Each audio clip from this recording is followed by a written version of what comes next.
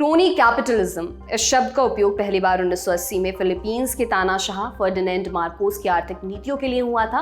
Crony capitalism होता क्या है, ये हम आगे बात करेंगे, लेकिन अभी समझिए कि भारतीय जनमानस के शब्द भंडार में क्रोनी कैपिटलिज्म हालिया समय में ही जुड़ा है, जिसका श्रेय जाता है नीरव मोदी, विजय माल्या, मेहुल चोकसी जैसे महानुभावों को। लेकिन जैसे जंगल में मोर ना चाहे नहीं, हमारे देखने ना देखने से तय नहीं होता, वैसे ही क्रोनी कैपिटलिज्म शब्द का उपयोग चाहे हालिया समय में ही शुरू हुआ है, लेकिन इसके माहिर खिलाड़ी सदियों से एक्टिव रहे हैं। नमस्कार, मेरा नाम दिव्यांशी सुमराव है, आप देख रहे हैं तारीख।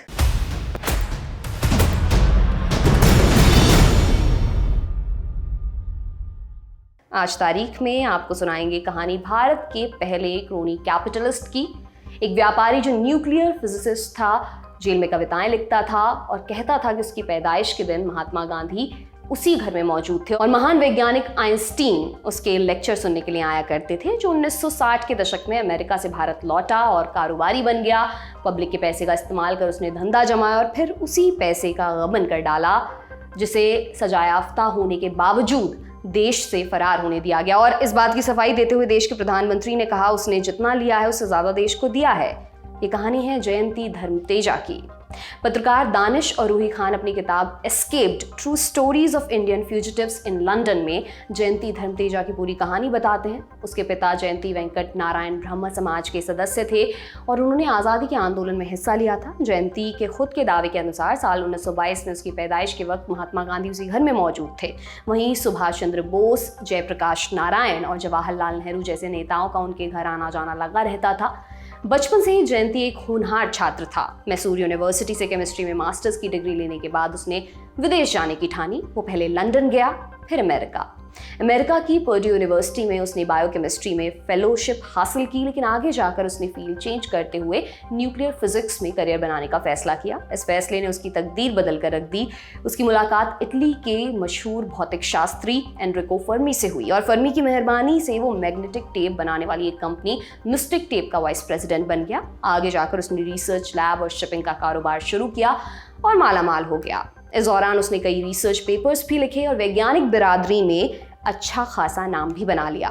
एक जगह वो दावा करता है कि फिजिक्स पर उसके एक लेक्चर को आइंस्टीन ने अटेंड किया था और परमाणु बम के जनक ओपेनहाइमर, जिन पर जल्द ही एक फिल्म आने वाली है, से उसके ताल्लुकात थे। बहरहाल इसके बाद जयंती की कहानी में अगला चरण आता है साल 1960 में, जब जयंती ने भारत लौटने का फैसला किया। यहाँ उसे एक पार्टी में शिरकत करने का मौका मिला। संविधान सभा के पूर्व सदस्य थिरुमाला राव द्वारा रखी गई इस पार्टी में जब उससे अमेरिका छोड़कर भारत आने का कारण पूछा जाता है, वो जवाब देता है, पैसा खूब कमा लिया, अब देश के लिए कुछ करना है। इस पार्टी में कई पावरफुल लोग शामिल थे। वो उसे प्रधानमंत्री से मिलाने का वायदा करते हैं और इस तरह जयंती एक रोज प्रधानमंत्री नेहरू के निवास 3 मूर्ति भवन में दाखिल हो जाता है। बकौल खुद जयंती, नेहरू उसे 2 ऑप्शन देते हैं, स्टील का उद्योग करो या शिपिंग का। जयंती शिपिंग का बिजनेस चुनता है। धंधा शुरू करने के लिए उसे सरकार से फाइनेंशियल हेल्प मिलती है। 31 मार्च 1983 में इंडिया टुडे में छपी रिपोर्ट में पत्रकार सुमित मित्रा लिखते हैं, प्रधानमंत्री नेहरू ने जयंती को सुझाव दिया कि वो शिपिंग डेवलपमेंट फंड में लोन एप्लीकेशन डाल दे, जिससे उसे कैरियर्स और ऑयल टैंकर्स खरीदने के लिए थोड़ा बहुत फंड मिल जाएगा। ये थोड़ा बहुत फंड कितना था? पूरे 20 करोड़ रुपए। इस पैसे से उसने जयंती शिपिंग कॉर्पोरेशन की शुरुआत की। उसने जापान की एक कंपनी से करार किया और कुछ ही समय में 26 जहाजों का बेड़ा तैयार कर लिया।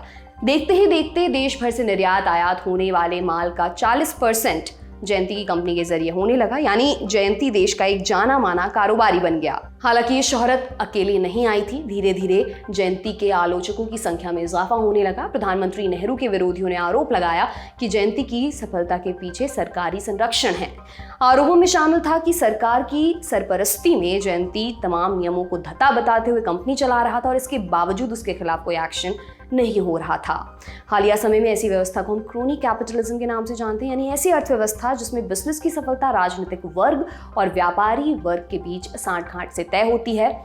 सरकार एक विशेष व्यापारी वर्ग के लाभ के लिए नीतियां बनाती है और बदले में ऐसे व्यापारी सरकार की ताकत में इजाफा देने में मदद करते हैं। ऐसा तब भी होता है जब कोई सरकारी तंत्र का गैर वाजिब इस्तेमाल करता है और बैंक में जमा जनता के पैसे का नाप शनाप निवेश कर उसे खतरे में डालता है। भारत में नीरव मोदी और विजय माल्या इसके उदाहरण हैं। विजय माल्या की कहानी और डिटेल में जानना चाहते हैं तो एक किताब का नाम सुनिए। किंगफिशर स्कैम नाम की ऑडियो बुक आपको मिलेगी कुकू FM ऐप पर। इंडिया के सबसे बड़े ऑडियो शो प्लेटफॉर्म्स में से एक, जिसमें 15 लाख एक्टिव हिंदी सब्सक्राइबर्स हैं। हर महीने 4000 घंटे का कंटेंट जोड़ा जा रहा है और साल 2023 में हर महीने लोग 45 लाख घंटे कुकू एफएम ऐप का कंटेंट सुन रहे हैं। कुकू एफएम ऐप पर आपको मिलेंगी 10,000 से भी ज्यादा ऑडियो बुक्स और ये आपके लिए लाया है एक स्पेशल ऑफर भी। महीनावार सब्सक्रिप्शन लेने पर पहले महीने में आपको मिलेगी 50% छूट, यानी 99 रुपए का सब्सक्रिप्शन सिर्फ 49 रुपए में। इसके लिए आपको यूज करना है कूपन कोड LT50। बाकी जानकारी आपको डिस्क्रिप्शन में दिए लिंक पर मिल जाएगी। फिलहाल में इन किस्से पर लौटते हुए जानते हैं कि जयंती की कहानी में आगे क्या हुआ। जयंती के लिए असली मुसीबत आना शुरू हुई साल 1964 में। नेहरू की मृत्यु के बाद लाल बहादुर शास्त्री सरकार में उसके कारोबार पर हमले तेज हुए और 1966 में जब इंदिरा गांधी सत्ता में आई, उन्होंने जयंती शिपिंग कंपनी के खिलाफ जांच बैठा दी। पता चला कि जयंती जिस जापानी कंपनी के साथ काम कर रहा था, उसे पहली किश्त के बाद एक पैसा नहीं मिला था, लिहाजा कंपनी ने जयंती को जहाज देना बंद कर दिया। जयंती की कंपनी घाटे में जाने लगी। हालांकि इस दौरान जयंती के खुद के मुनाफे में कोई कमी नहीं आई, बल्कि हर कॉन्ट्रैक्ट पर वो अपना कट लेकर धन दौलत जमा करता रहा। ये बस शुरुआत भर थी। एक बार जयंती की पोल खुली तो फिर खुलती चली गई। उसके विरोधी बढ़ चढ़कर हमले करने लगे, यहाँ तक कि ऐसे आरोप भी लगे कि वो लाल बहादुर शास्त्री की मौत के वक्त ताशकंद में था। इस मामले में विदेश मंत्री स्वर्ण सिंह को संसद में सफाई देनी पड़ गई थी। स्वर्ण सिंह ने बताया कि ताशकंद में मौजूद तेजा नाम का व्यक्ति जयंती नहीं कोई और था। जयंती की निजी जिंदगी भी विवादों के घेरे में आने लगी थी। पहली पत्नी की मौत के बाद उसने दूसरी शादी की थी, जिसके बारे में सीपीआई के एक सांसद इंद्रजीत गुप्ता ने टिप्पणी करते हुए कहा था, मिसेस तेजा का चेहरा हेलन ऑफ ट्रॉय के जैसा है, जिसके लिए हजारों जहाज समंदर में छोड़े जा सकते हैं। ग्रीक मिथकों में हेलन ऑफ ट्रॉय संसार की सबसे सुंदर स्त्री थी, जिसे पाने के लिए एक बहुत बड़ा युद्ध हुआ था। कुल मिलाकर जयंती धर्म तेजा के ऊपर पैसे की हेराफेरी, जालसाजी, वीजा की धोखाधड़ी और पासपोर्ट उल्लंघन जैसे तमाम आरोप लगे और साल 1966 में उसके खिलाफ वारंट जारी हो गया। जिस वक्त वारंट जारी हुआ, जयंती अपनी पत्नी के साथ फ्रांस में छुट्टियां मना रहा था। इससे पहले कि पुलिस उसे पकड़ पाती, वो गायब हो गया। 5 साल तक तमाम सरकारों और इंटरपोल को छकाने के बाद 1970 में उसे अमेरिका में गिरफ्तार किया गया। यहाँ भी उसे जमानत मिल गई और वो जमानत की शर्तें तोड़कर कोस्टारिका भाग गया। कोस्टारिका की सरकार ने उसे 3 साल तक शरण दी। फिर मई 1970 में लंदन के हीथ्रो एयरपोर्ट पर वो फर्जी पहचान से यात्रा करते हुए पकड़ा गया। लंदन से एक नए ड्रामे की शुरुआत यहाँ पर हुई। प्रत्यर्पण से बचने के लिए लंदन के कोर्ट में जयंती ने दावा किया कि प्रधानमंत्री नेहरू के कार्यकाल में उसे टॉप सीक्रेट मिशन पर 14 बार सोवियत यूनियन भेजा गया था। ध्यान दीजिए, तब ब्रिटेन सोवियत यूनियन के विरोधी अमेरिकी धड़े का हिस्सा था, जबकि भारत सोवियत संघ की तरफ झुकता प्रतीत होता था। ऐसा कहने के पीछे जयंती का मकसद अंतर्राष्ट्रीय पटल पर भारत सरकार की किरकिरी करना था, ताकि ब्रिटेन की सरकार उसे वापस भारत ना भेजे। कोर्ट में जब उससे पूछा गया क्या भारत में उसे नेहरू के उत्तराधिकारी के तौर पर देखा जाता था, उसने कोई जवाब देने से इनकार कर दिया।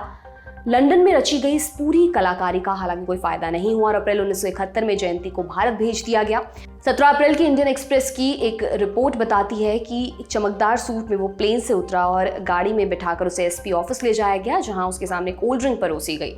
इसके बाद कोर्ट में उस पर मामले की शुरुआत हुई और अक्टूबर 1972 में उसे 3 साल की सजा सुनाई गई। 3 साल जेल में गुजारने के बाद 1975 में वो बाहर आ गया। नियमों के अनुसार 2 साल से अधिक की कैद होने पर अगले 5 साल तक पासपोर्ट नहीं मिलता, लेकिन जयंती को न सिर्फ पासपोर्ट वापस मिला, बल्कि तब की मीडिया रिपोर्ट्स के अनुसार एयरपोर्ट में उसे प्रधानमंत्री मोरारजी देसाई के बेटे कांति देसाई और उद्योग मंत्री सिकंदर बख्त के साथ देखा गया। एयरपोर्ट से जयंती ने उड़ान पकड़ी और अमेरिका चला गया।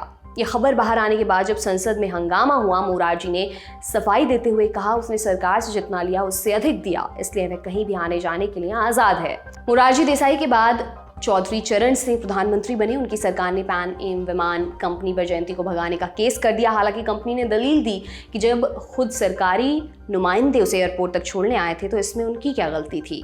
पैन एम के साथ अदालती लड़ाई लंबे समय तक चली, लेकिन फिर 1991 में ये कंपनी दिवालिया हो गई और मामला वहीं खत्म हो गया। जयंती पर सारे मामलों को मिलाकर कुल 9 करोड़ रुपए टैक्स बकाया था, जिसकी कोई वसूली नहीं हो सकी। जयंती देश से भाग चुका था और उसकी कंपनी दिवालिया हो चुकी थी, लिहाजा सरकार ने जयंती शिपिंग कॉर्पोरेशन का सरकारीकरण कर दिया। जयंती की कहानी पर यहीं पर खत्म नहीं हुई। साल 1983 में वो एक बार फिर से भारत लौटा। यहाँ वो दोबारा बिजनेस शुरू करना चाहता था, लेकिन इस बार उसकी दाल नहीं गल पाई।